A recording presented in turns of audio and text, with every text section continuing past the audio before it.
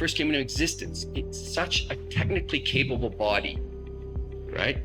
Through all of the commissioners that have gone previous and through this group here and through the secretariat, such an apolitical, non-politicized technical body that has such deep expertise that it has survived and it hasn't been politicized. And that's really a testament to the value of including the commissioners and the secretariat that are here today and those that are leaving.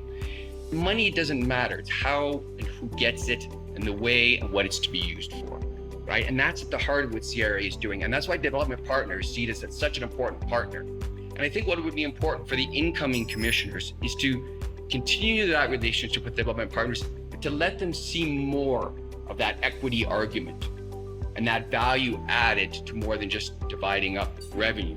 It's seeing how it's directed to whom it's directed going forward. I'm hoping you take the experience that you have, the knowledge and the expertise, and continue to apply that based on those equity principles, because that's what Kenya needs the most. So on behalf of the development partners, we wish you all the best going forward. I'm sure we will see you in different milieus around here, continue to do that good work, and congratulations on the work that's been accomplished so far. Thank you very much. It's my profound pleasure to be present today in this auspicious occasion. A very special recognition to my fellow chairs. As commissions under Article 249, as Charter 15 commissions, we have the mandate, constitutional mandate, to entrench and protect the sovereignty of the country and issue, to support democratic principles, and also particularly important is promote constitutionalism. Now, in the promotion of constitutionalism, I think there is no more important function right now in the last couple of years than that one of entrenchment of the evolution. And in that regard, I think the CRA in its function has done a wonderful job in ensuring that devolution takes root. Kudos, CRA, in that regard, in promoting devolution. So I equally, on behalf of the chairs, celebrate you for the wonderful work you have done in the last 8 years. What we have realized as commissions is that we also share that challenge within the overall context of devolution. Because the question of devolution, again, there were questions around, and there still are questions around, where do the functions of the county governments begin and end? To what extent do they overlap? And to what extent do the counties' governments feel that national government is encroaching on their mandates? Counties, as you all know, by the arrangement of the constitution, can go to the markets and pick up resources. But I really want to repeat, it's not just about borrowing, it's about mobilizing resources, and raising bonds is only one instrument. Leasing is another instrument that I personally believe should be used very, very frequently by counties and county entities. The Vice Chair asked one question that I feel I should say something about. Is it possible to live within the fiscal responsibility principles? It is, but there are significant roadblocks. Not to cause controversy, but one big roadblock is the labor court. One of the main issues is that salaries and wages are beyond 35%, which means you have to right size. Right now, in the new county governments taking office, some old officials who refuse perhaps to leave offices because they had fairly awkward contracts that extend beyond the legal term of a government, and labor courts still entertaining them.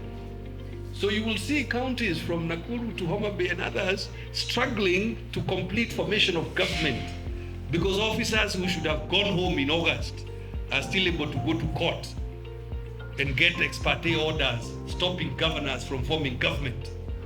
The resource sharing is a contested 2 years, and therefore I appreciate the role that CRA plays. I've seen 2 commissions, but with each commission there has been improvements. And that's what I stand here to celebrate. This commission has set a good example in terms of reaching out. There has been, they have facilitated participation in their mandate. Their mandate is to share resources between two levels of government, but also across the governance. I will not tell you very much about CRA, but I'm going to tell you about what it has done to other commissions. I belong to the National Gender and Equality Commission, and at one point, you must have heard, we were going to be merged with the Kenya National Commission on Human Rights, and it died. What happened? At that point in time, CRA had lent us a gracious lady called Dr. Jane Kirigai, who is over there. She was the chair of chairs, and she stood her ground. And she said, oversight bodies must remain in this country. So even as she was oversighting revenue, she was also oversighting our colleagues. The other thing that happened is during that tenure of this gracious lady here, we were able to go and have what we call conferences out there, and for the first time to include universities. So as the new group comes in and other commissions, we need to remember we oversight on behalf of Kenyans, and we need to reach out to those Kenyans. And since this group is going to be part of the Kenyans, we shall also reach out to you. You have the experience, you have what it takes. And let me take this opportunity to wish you not only a Merry Christmas, but many more years, so that you see what you started in CRA growing to be big trees. Remember, you stood for equity, the same thing that the National Gender and Equality stands for. God bless you. I stand here on behalf of the County Assemblies Forum, receive greetings and congratulations from the chair. The chair of the County Assemblies Forum, the Speaker of Elgeyo Marakwet and his team, and all the 2,217 MCAs countrywide, and of course by our patron here, I can see Speaker Emeritus, Speaker Osoi, our former chair, and the Secretariat of the County Assemblies Forum. Ours is to say congratulations. You've done and ran a very, very graceful race. On behalf of the staff, I'd just like to make a few remarks. So today I have a very special privilege and honor to say just a few words about our second term commissioners. So in March of 2017, we welcomed an energetic, open-minded team of 8 commissioners. And as we settled them into their offices and the humdrum of commission life, they took the reins at the helm and began to navigate the various storms that we would face together. During their term, what we call the technical departments were strengthened, and they were able to do a lot of publishing reports, which are available in our website, and we are very happy about that. And also particularly, they had a committee structure that enhanced a system of work reporting. The evolution of devolution in our nation can be told in many forms. For the agitators and revolutionaries who are at the forefront of this transformation, they will narrate to us dramatically of the battles fought and won deep in the trenches. I am very honored to stand here today at the behest of my colleagues, my fellow commissioners, to give but a sneak peek into the achievements of the Second Commission on Revenue Allocation. And indeed, in quite a number of demonstrable cases, devolution has been a game changer, bringing essential functions and improving the quality of services available to the citizenry right closer to home. Pertaining to the sharing of revenue among the county governments, what we refer to as a horizontal allocation, the horizontal basis. This commission has formulated the third basis for revenue sharing among counties. And this basis has been in effect since the year 2020-2021 and will continue to be applied up to 2024-25 financial year. Taking a very incisive reading of the Constitution, Article 204 in particular, this commission resorted to a very targeted approach to identifying marginalized areas, noting that even within seemingly prosperous counties, there could be areas within that are marginalized. Pertaining to our mandate of making recommendations on financial management by county governments, we have closely worked with counties, providing them with support and advisory on the establishment of key public finance structures, as well as making recommendations on adherence to fiscal responsibility principles.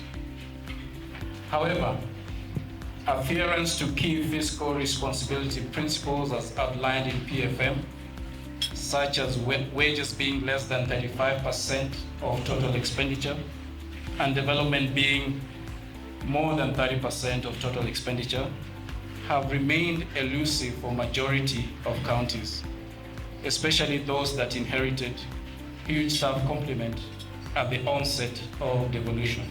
The Commission has also worked hard to advance the specification and push for the establishment of a single integrated county revenue management system to support counties in optimizing of revenue collection and improvement in revenue management. This remains a critical work in progress to be undertaken by the incoming Commission alongside COG, National Treasury, and our development with the support of our development partners.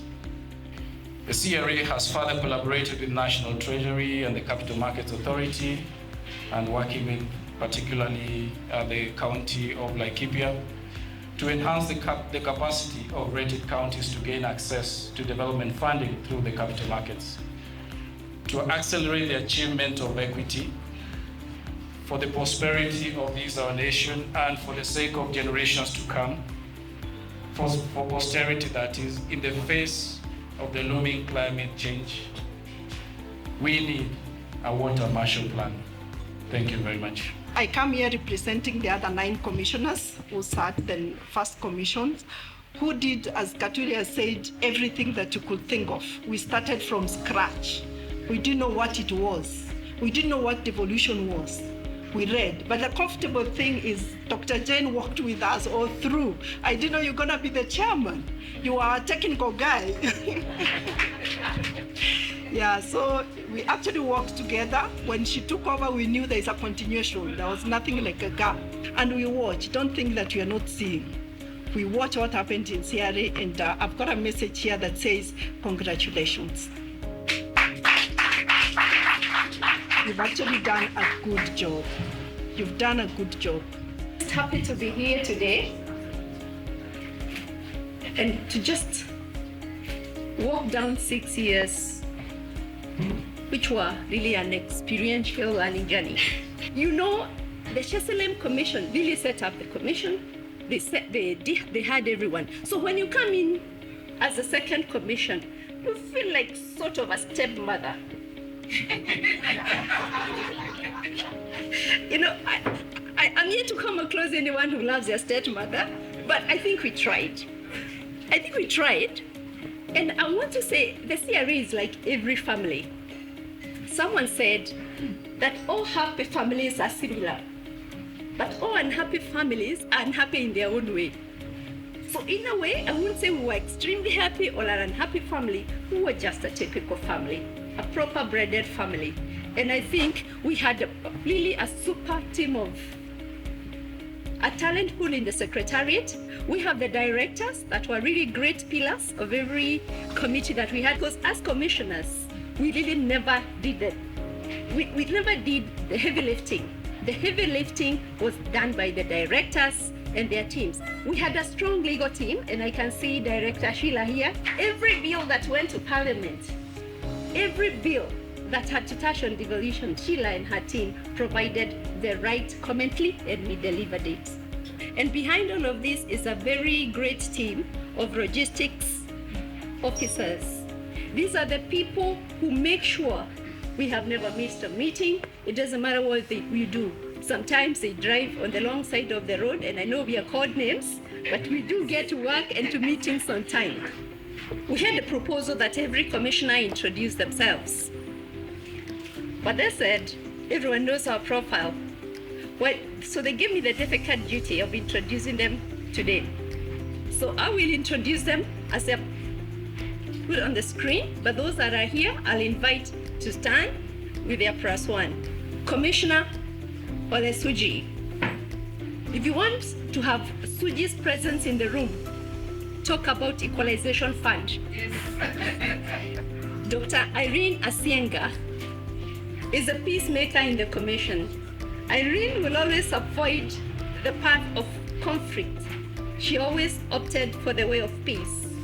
Humphrey Watanga. I think Humphrey is the vice chair of the commission. He didn't beat about the bush. He was authentic. He had the high sense of humor, and it was pure, authentic humor. Professor Kimuyu was the soul of the commission. He reminded us what we needed to do and what was right. He couldn't be here because he's unwell, but you can be sure that just serving with Kimuyu was really a refreshing experience. Commissioner Fauzia, the baby of the commission. She was the youngest. Because I think what Fauzia has in this space is some high political IQ. And she's a deep grassroots political mobilizer.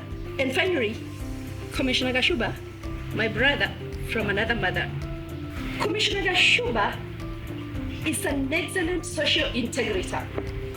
It didn't matter which city you went to, Commissioner Gashuba has friends. I want to say that's a commission. Been 6 years of friendship, of learning, of storming, norming, and I know the future is bright for all of us. Today, as the CCIOs, that is the Constitutional Commissions and Independent Officers Fraternity, we are proud and share your success, even as we endeavor collectively to surmount the common challenges faced. In this regard, as chair of the CCIO, I wish the retiring, I strike not retiring, the outgoing commissioners well as they take on other roles in nation building, but we shall always call upon you for consultation. From the CCIO's front, we promise to call on you to give you our goodbye from the focus, and as is our tradition, welcome the incoming team. Asanteni sana.